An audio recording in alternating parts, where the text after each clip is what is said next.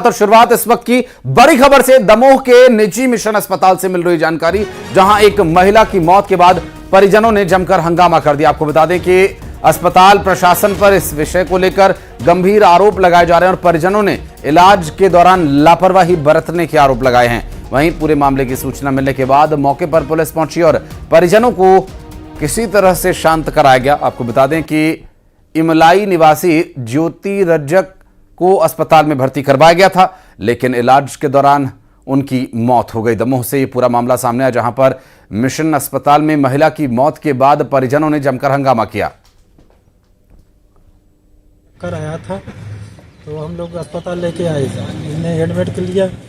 उसके बाद में कहना कोई दिक्कत नहीं है, कहना बीपी बढ़ा है, इनका शुगर बढ़ी है, तो हमने बाहर भेज दिया। इन्हें आप लोग बाहर जाइए, चेक करते हैं।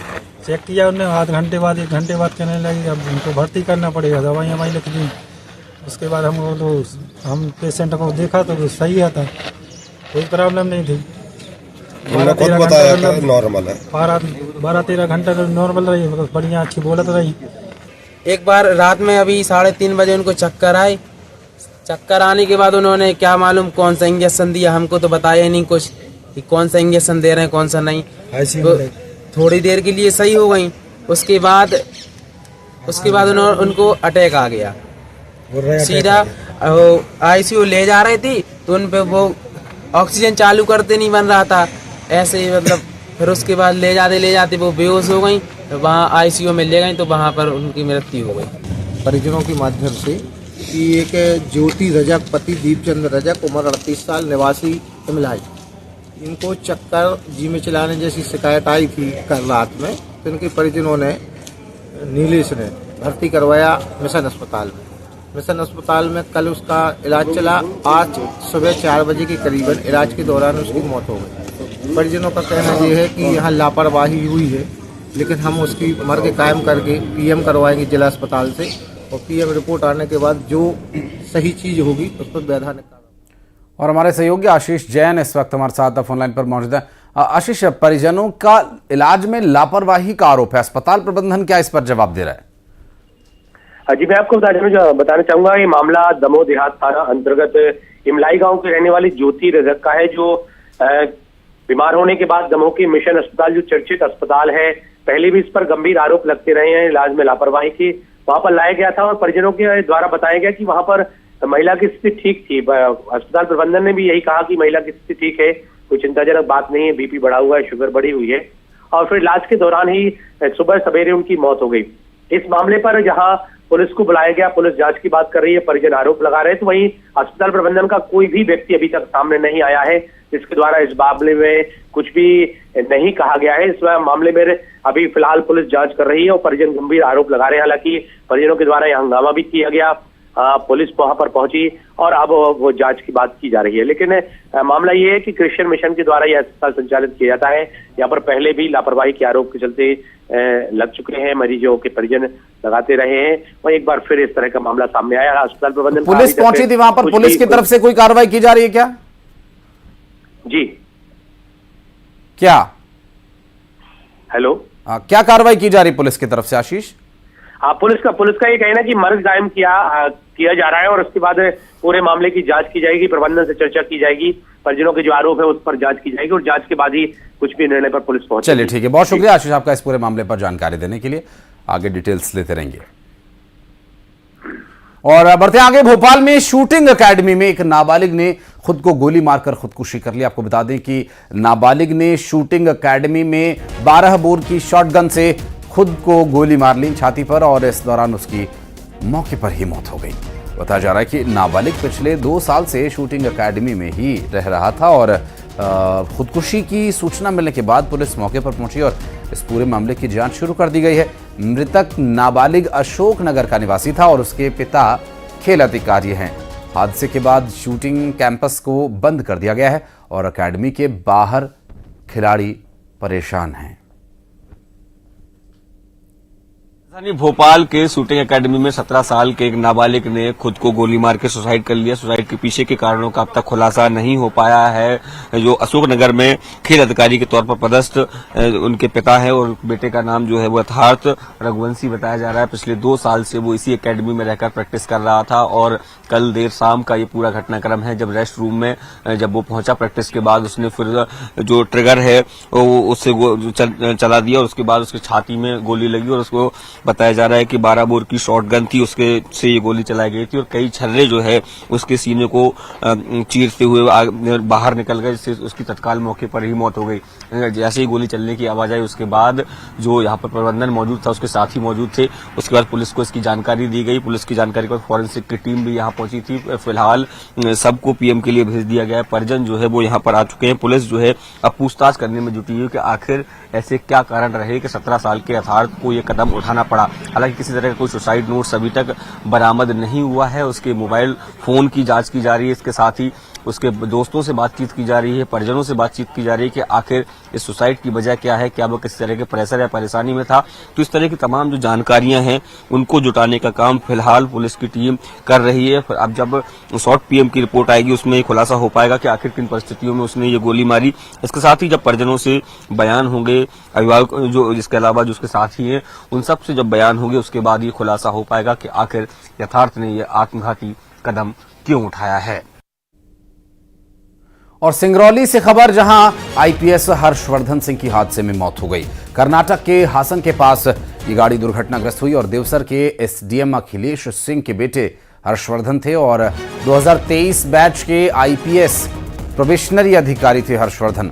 पहली नियुक्ति के लिए वो जा रहे थे और हादसे का शिकार हो गए और हादसे के बाद अब जो तस्वीर सामने आई है बहुत ही डरा देने वाली ये तस्वीर है, क्योंकि इस तस्वीर में जिस गाड़ी से वे जा रहे थे उसकी हालत आप देखिए। इस तरह से परखच्चे हो चुके हैं, गाड़ी के पूरी तरह से चकनाचूर की गाड़ी हो गई है। आईपीएस हर्षवर्धन सिंह जो अपनी पहली पोस्टिंग के लिए जा रहे थे, सड़क दुर्घटना में उनकी मौत हो गई। ये देवसर के एसडीएम अखिलेश सिंह के बेटे हर्षवर्धन सिंह हैं, जिनकी सड़क हादसे में मौत हो गई।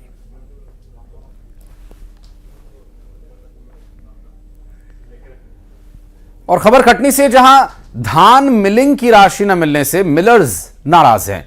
अब मिलर्स ने पेमेंट और अपग्रेडेशन न मिलने पर मिलिंग बंद करने की चेतावनी दी है। मिलर्स का कहना है कि पिछले 2 साल से मिलिंग के 100 करोड़ रुपए बकाया है। 2023 का करीब 20 करोड़ तो 2024 का लगभग 80 करोड़ रुपया बकाया है, लेकिन अभी तक इसका भुगतान नहीं हुआ। और अब मिलर्स ने कहा है कि मिलिंग से जुड़े भुगतान और अपग्रेडेशन न देने पर इस वर्ष अनुबंध न करने का फैसला लिया गया। यानी शासन द्वारा धान तो खरीदी की जाएगी, लेकिन उससे बनने वाले चावल अब नहीं बन पाएंगे।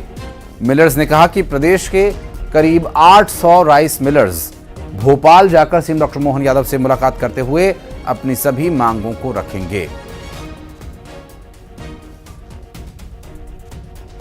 रुपये होता है केवल कटनी जिले का है, तो पूरे मध्य प्रदेश का अगर हम कैलकुलेट करें तो करीब 800 करोड़ रुपए, 8 अरब रुपए मिलिंग परिजन हमारी के समस्त राइस मिलों के भुगतान बाकी नान से लेने।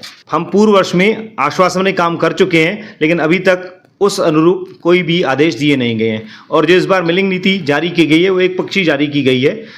पिछले 2 सालों से भुगतान कोई लंबित धीरे धीरे फंड आ रहा है, हम करते जा रहे हैं, लेकिन उनको पूरी राशि नहीं मिल पा रही, इसलिए थोड़ा दिक्कत है। हेड ऑफिस में फंड कम आने से थोड़ा भेज रहे हैं।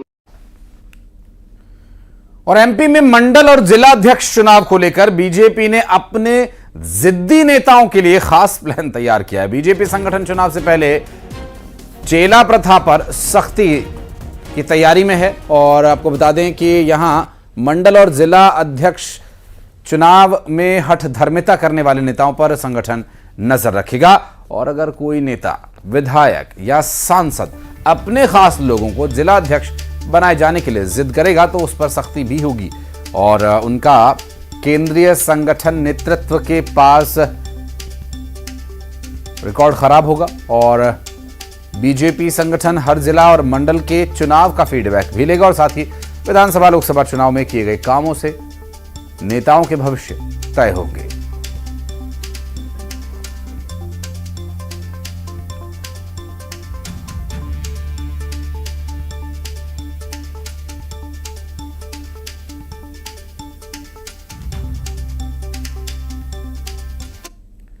और इंदौर में पंडित धीरेन्द्र कृष्ण शास्त्री का एक बड़ा बयान सामने आया। उन्होंने कहा कि हर हाल में हिंदू एक होगा, 100 करोड़ में से 1 करोड़ हिंदू चाहिए जो कट्टर हो, हिंदू संस्कृति और विरासत को बचाएं। बाबा बागेश्वर ने कहा कि दोबारा हिंदुत्व की स्थापना होनी चाहिए। एआई के बाद अब भारत में एचआई यानी हिंदू इंटेलिजेंट की जरूरत है।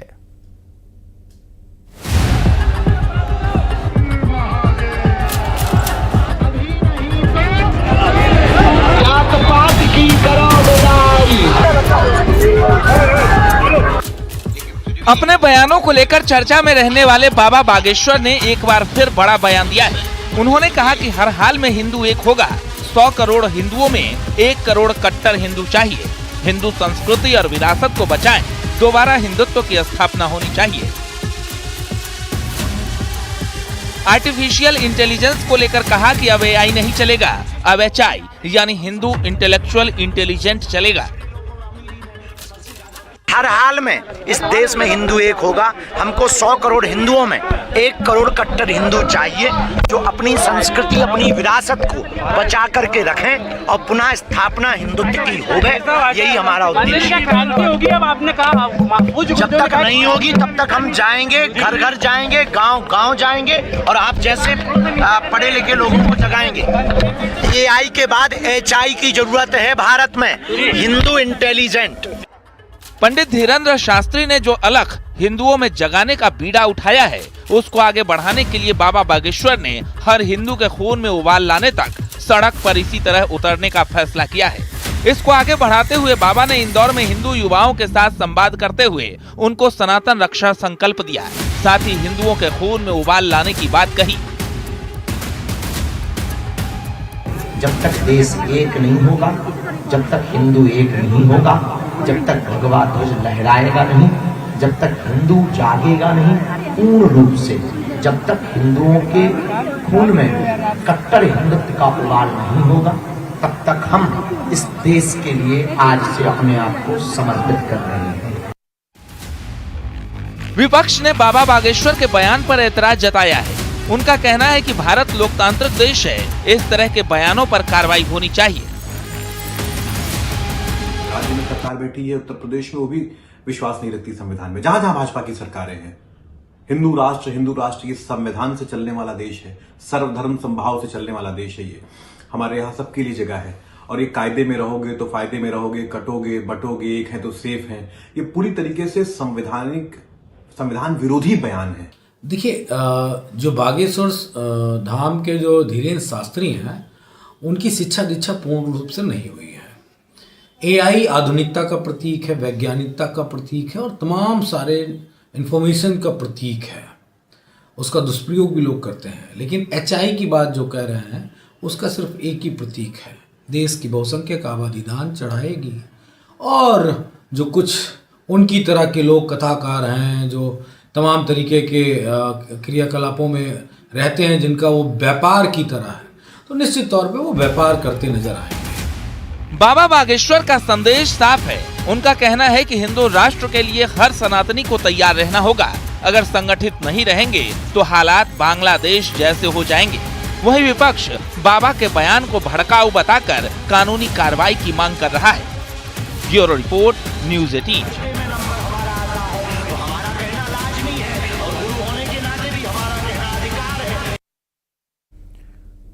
और वन विभाग ने एक नया विजन तैयार किया, विजन डॉक्यूमेंट 2047 के लिए। ये मध्य प्रदेश के सभी टाइगर रिजर्व्स जो मानव आबादी मुक्त किए जाने हैं 2047 तक, और 11 नेशनल पार्क्स और 22 वाइल्ड लाइफ सेंचुरीज हटाए जाएंगे गांव। यहां से विजन डॉक्यूमेंट में गांवों को जंगलों से बाहर निकाला जाएगा और गांव जो मानव बस्तियां हैं उन्हें जंगल से हटाया जाएगा। आपको बता दें कि विजन डॉक्यूमेंट में गांव मुक्त करने का प्लान तैयार किया गया और हर साल 25 से 30 गांवों को विस्थापित किए जाने की तैयारी है।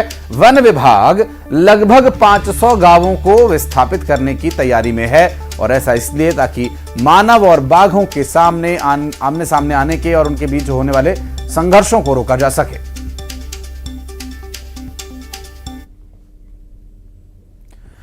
माना की नहर में एक शख्स की लाश मिली। एसडीआरएफ ने शव को बाहर निकाला और युवक का नाम कोमल यादव बताया जा रहा है। दरअसल हत्या के एंगल से भी इस पूरे मामले की जांच की जा रही है। बड़ी खबर आपको बता दें रायपुर से आ रही है, जहां पर माना की नहर में एक शख्स की लाश मिली है और एसडीआरएफ ने शव को बाहर निकाल लिया है। युवक का नाम कोमल यादव बताया जा रहा है और हत्या के एंगल से भी इस मामले की जांच की जा रही है। बड़ी खबर इस वक्त की रायपुर से, युवक का नाम कोमल यादव है और नहर में इसकी लाश मिली है। युगल तिवारी हमारे सहयोगी इस वक्त हमारे साथ जुड़ेंगे, बात करेंगे उनसे। युगल, कब का है ये मामला और क्या कुछ है डिटेल्स अपने पास? युवक की लाश है वो मिली है और एसडीआरएफ और पुलिस के जो जवान वहां पर मौजूद थे, गोताखोरों ने डेड बॉडी को निकाला है। कोमल यादव जो बनारसी गांव का रहने वाला है, उसके रूप में युवक की पहचान हुई है। फिलहाल डूबकर मौत हुई है या फिर हत्या है, इस पूरे मसले पर माना पुलिस है जांच कर रही है। आसपास के लोग हैं, उनसे भी पूछताछ की जा रही है कि आखिरी बार युवक को किसके साथ देखा था। कहीं कोई हत्या करके तो शव को पानी में नहीं फेंका था। पूरे मसले की जांच फिलहाल माना पुलिस कर रही है और इस युवक है उसकी पहचान हो चुकी है और पूरे मामले की जांच है फिलहाल माना पुलिस कर रही है। जी बहुत शुक्रिया आपका युगल इस पूरे मामले पर जानकारी देने के लिए।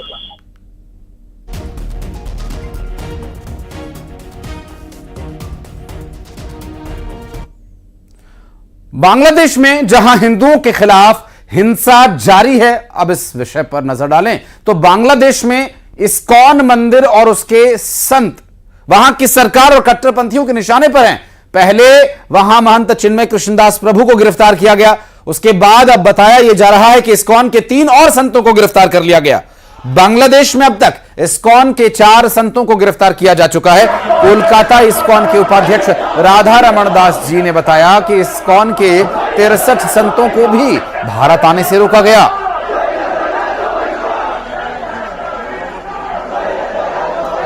और 2 तस्वीरें इस वक्त हम आपको दिखा रहे हैं। एक तरफ राधा रमण दास को आप देख रहे हैं जो इस मामले पर जिन्होंने प्रतिक्रिया दी, और एक तस्वीर जो इस वक्त बांग्लादेश के हर खासवाम के सिर पर चढ़ रहा खून, जहां हिंदू दिखाई दे उसे पकड़कर काट डालो, मार डालो, ये मुस्लिम बाहुल्य राष्ट्रों की एक परिणति बनती जा रही है। Report also I got that 51 or 54 ISKCON brahmacharis, they were coming to India, and in Petropol border the Bangladeshi army police they said that today you can't go, so they have been returned. So I am really worried seeing the condition what is happening in Bangladesh. So this whole thing is turning out to be very unfortunate, and we don't know what help we can do. That's why we are turning to prayer and turning to Lord. हम मानवतावादी हैं, लेकिन जिस तरह से वहाँ हिंदुओं की हत्या हो रही है ये बर्दाश्त नहीं होगा और इसका बदला चुकाया जाएगा। अगर तत्काल वहाँ हिंदू उत्पीड़न नहीं रोका जाता है तो इसका करारा जवाब बांग्लादेश को भुगतना पड़ेगा, और परिणाम ये होगा कि बांग्लादेश नहीं भारत ही वहाँ तिरंगा ही होगा, बांग्लादेश का नाम निशान नहीं होगा। हम बहुत बड़ा विरोध करते हैं और इतना विरोध करते हैं कि पूरे भारतवर्ष के जितने भी विश्व में सनातनी हैं वो इसका विरोध कर रहे हैं और बिल्कुल भी अच्छा नहीं है। बांग्लादेश की सरकार को सचेत होना चाहिए और अगर वो नहीं बचा सकती हिंदुओं को तो हिंदू धर्म एक हिंदू राष्ट्र अलग से उसी बांग्लादेश में बनाए। और उधर बांग्लादेश में हिंदुओं पर अत्याचार और इस्कॉन को निशाने पर लिए जाने पर देश भर के इस्कॉन मंदिरों में विशेष प्रार्थना की गई। दिल्ली, कोलकाता, हैदराबाद समेत देश भर के इस्कॉन मंदिरों से ये तस्वीर सामने आई और मंदिर में उन हिंदू सन्यासियों के लिए, उन हिंदू लोगों के लिए जो इस वक्त बांग्लादेश में संघर्ष कर रहे हैं, बिना वजह की राजनीति का शिकार हो रहे हैं और अलगाववाद का शिकार हो रहे हैं। और भारत के अलावा पूरी दुनिया भर के इस्कॉन मंदिर में भी बांग्लादेश में उठे उन्माद, उठे कट्टरपंथी के उन्माद से उनके रक्षा के लिए ईश्वर से प्रार्थना की जा रही है। मथुरा, कोलकाता, भुवनेश्वर और हैदराबाद से तस्वीरें सामने आई।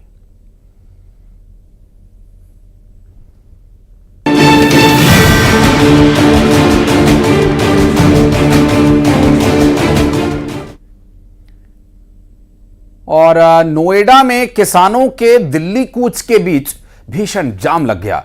चिल्ला बॉर्डर पर भीषण जाम लगा हुआ है और इसी के चलते पूरे नोएडा की ट्रैफिक व्यवस्था चरमरा गई है। दरअसल नोएडा अथॉरिटी ने अपनी मांगों को लेकर धरना दिया। किसानों और सीपी तीनों अथॉरिटी के सीईओ के साथ बैठक जो थी वो बेनतीजा रही और इसके बाद किसानों ने दिल्ली कूच का ऐलान कर दिया। किसानों के कूच को लेकर नोएडा से सटे सभी बॉर्डर्स पर बैरिकेड्स लगा दिए गए हैं। नोएडा और दिल्ली पुलिस के साथ कोऑर्डिनेशन जारी है और साथ ही दिल्ली जाने वालों को मेट्रो का इस्तेमाल करने की भी सलाह दी जा रही है। अब जो घर से निकल चुके हैं वो कहाँ गाड़ी रास्ते में लगा के मेट्रो में चढ़ जाएंगे, ये भी सोचने का विषय है। हालांकि जो अभी नहीं निकले हैं वो इससे एहतियात लेकर के जानकारी का फ़ायदा उठाएं और अपनी गाड़ी को पार्किंग में छोड़कर आप पब्लिक ट्रांसपोर्ट का इस्तेमाल करें और ख़ासकर अगर मेट्रो आप यूज़ करते हैं तो आपको बिल्कुल जाम से नहीं जूझना पड़ेगा। तो दिल्ली और नोएडा के बॉर्डर पर हालात को सामान्य बनाए रखने के लिए देखिए दिल्ली पुलिस और यूपी पुलिस दोनों ही के जवान संयुक्त रूप से कार्यवाही को अंजाम दे रहे हैं। ट्रैफिक पुलिस पूरी तरह से मुस्तैद है। ये देखिए हम आपको ये जो चिल्ला बॉर्डर की तस्वीरें हैं वो दिखा रहे हैं जहां पर दिल्ली से नोएडा और नोएडा से दिल्ली आने जाने वालों को परेशानी ना हो इसके लिए एहतियात बरते जा रहे हैं। हालांकि कुछ एक जाम की स्थिति ज़रूर यहां पर बनी हुई है। सीधे बातचीत करते हैं ज्वाइंट सीपीएलओ शिवहरी मीणा जी से। सर, आज फोर्स का डिप्लॉयमेंट किया है, दिल्ली कूच के लिए किसानों ने ऐलान किया, क्या तमाम तैयारियां की गई हैं? आपको बता दें कि आज जो किसानों का दिल्ली कूच का प्लान है उसके तहत हमने विभिन्न स्थानों पर चेकिंग पॉइंट बनाए हैं, बैरियर्स लगाए हैं, फोर्स का डिप्लॉयमेंट किया है, ट्रैफिक डाइवर्जन का प्लान हम लोगों ने तैयार किया है। जो सुरक्षा व्यवस्था है वो सुनिश्चित करवाई जा रही है। ट्रैफिक एडवाइजरी भी हम लोगों ने जारी कर दी है। हम लोग ये सुनिश्चित करें कि आम जन को किसी तरह की परेशानी ना हो। साथ ही साथ जो उनका आह्वान है उसको रोका जाएगा और हम लोग ये सुनिश्चित करेंगे किसी भी स्थिति में वो दिल्ली ना जाए। सर, बात करें कितने फोर्स का डिप्लॉयमेंट किया है, साथ ही क्या पुलिस पीएससी का भी तैनात की गई है? आपको बता दें कि लगभग 4000 पुलिसकर्मी इसके लिए हमने तैनात किए हैं। और भिंड में शादी का निमंत्रण कार्ड एक चर्चा का विषय बना हुआ है। कार्ड में मेहमानों को शादी समारोह में हथियार न लेकर आने का आग्रह किया है। हथियार न लाएं, करबद्ध निवेदन किया गया है। दरअसल चंबल क्षेत्र का भिंड का ये भिंड और मुरैना का ये एरिया जो हथियारों के शौक के लिए जाना जाता है। शादी समारोह में लोग अक्सर हथियारों का प्रदर्शन करते हैं और प्रशासन की ओर से रोक के बावजूद भी हर्ष फायरिंग होती है और ऐसे में कई तरह की अप्रिय घटनाएं भी हो जाती हैं। और इसी बात को ध्यान में रखते हुए 6 दिसंबर को होने वाली शादी से पहले खनेता गांव के नगाइच परिवार ने शादी के कार्ड में मेहमानों को आग्रह किया है हथियारों को छोड़कर आएं। और यार एक छोटे से ब्रेक के लिए, ब्रेक के इस पार कुछ और अहम खबरें जल्द लेकर आते हैं।